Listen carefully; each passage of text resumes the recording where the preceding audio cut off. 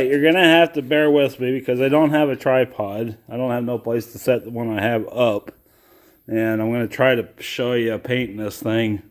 We're obviously not in the barn anymore. We're over in the shop. You know, you guys have not seen a lot of this over here. Tried to get it at least a smidge a bit cleaned up over here. I have not spent a lot of time organizing this since we moved. So anyways, bear with me and we'll get this painting process started. And just a little disclaimer, I'm not a painter. I do the best that I can do. I know a few little tricks here and there, but you know, this is not going to be like, you know, if you do what I do, like they always say, follow at your own risk. So we got our paint open. I got my thinner here for the dope. When you're spraying it through a gun, we're going to use this guy right here. I've already cleaned it out. And of course, the air compressor is going to fire up immediately. So hold on a second while this runs. Alright, so the compressor decided it doesn't run for very long. I went ahead and mixed this up while I was at it. 50-50 is the consistency. Find something to stir this with, possibly. And I'll just do this number. Agitate it a little bit. My acetone took the gold paint right off that it spilled over. Wife been trying to save these jars for months and she finally gave up. Go ahead and fill this up. We have a 4-ounce cup size here. I have the air pressure set to 40 psi. I read some directions online and some other people that have used these guns before, and I went ahead and set this up for full blast. So we're going to test it on this piece of plywood right here. See what we get. And see that.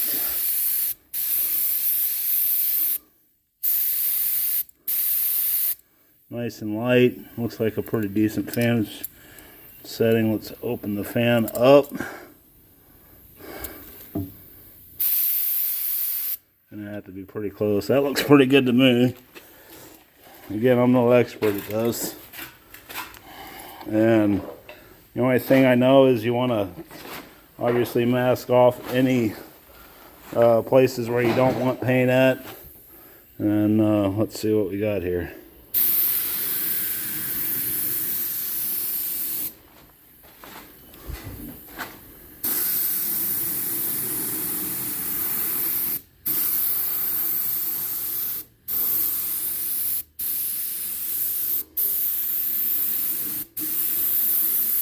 This thing does not shoot a lot of paint out. It's just a detail brush, airbrush. In fact, I can't hardly see any paint going on, which is probably a good thing. I got ventilation over here. I do have a wood burner over there in the corner. It's fired up. It's comfortable. How warm is it in here? It is 66 degrees, so it's pretty comfortable over here. Look at that, now we're getting some paint out of it.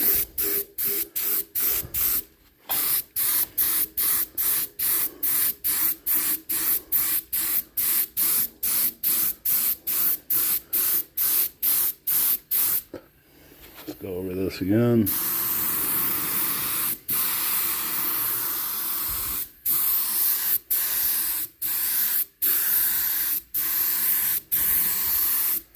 If it gets too smoky in here, we'll turn the fan on.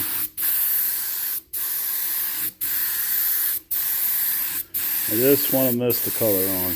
That's all I'm trying to do. Oh yeah, you can start to see it there. Whoa. That's a big surface over there.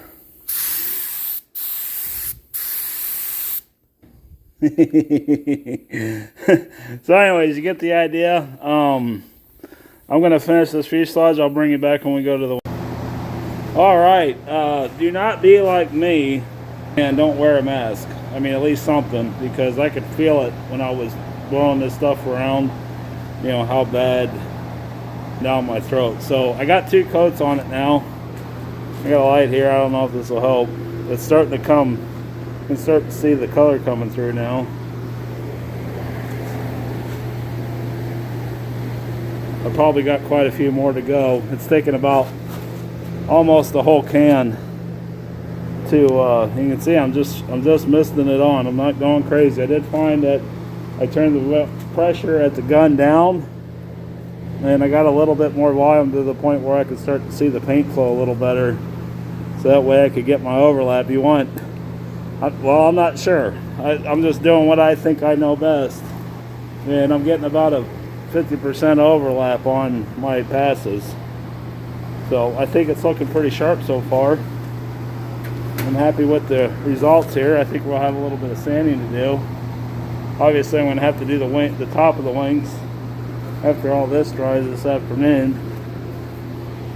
It's drying really quick though. I mean, that's already dry. It's ready for another coat of white on there. This white's going to take a lot of passes to you know, for it to look white. But there again, I'm not putting a lot of paint down. I mean, 4 ounces over all these surfaces is not a lot. So anyways, I'm going to keep going. It's kind of a pain to do this and video at the same time. I will have to figure out a way to mount a camera up here over on this side when we got painting projects and stuff to do over here. So I gotta get the wood stove in here. Pretty happy with this. First time I've ever painted white before.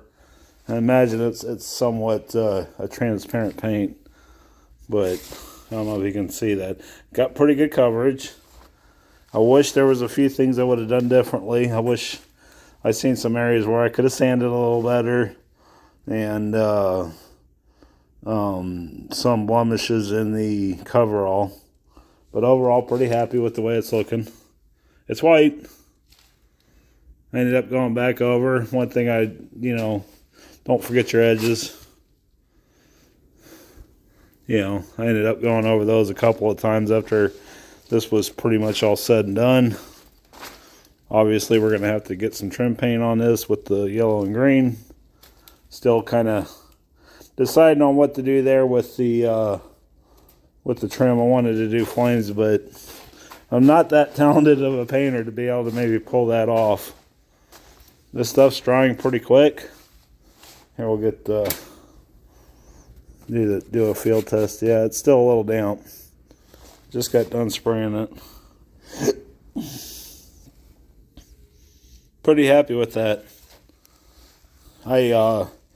Next steps for this is going to be the hard part, but I'm going to have to wait a week to put another color on this. The more the colors as you put them on, you want the lower. Let me see if I can say this right. You want the lower colors to gas off, and an example, completely dry. And one guy on the internet said that he lets his paint cure for a week before he puts any additional colors on there. Now what I'm gonna do is next weekend I'll get it masked off. We're gonna do a black front on the fuel tank, like a anti-glare pad. I kind of like the way that's gonna look, and we're gonna run that down the front of the fuselage where the firewall's at, because that's not painted yet. So that'll get all black, and then we'll do the yellow, and I'll decide whether I'm going to do flames or stripes.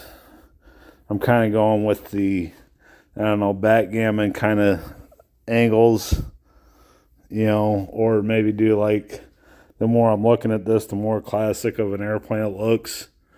Might go scallops. I mean, that's definitely an option.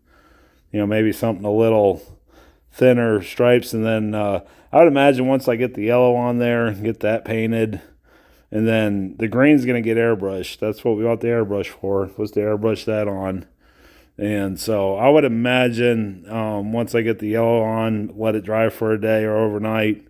And then I'm not going to be putting much green on it. It's just going to highlight the yellow and the white, kind of where everything joins, almost like, in my mind, I got like a pinstripe, but not quite, just a lightly airbrushed, we'll play around with it a little bit. The bottom, I'm thinking about doing like a black checkerboard on it.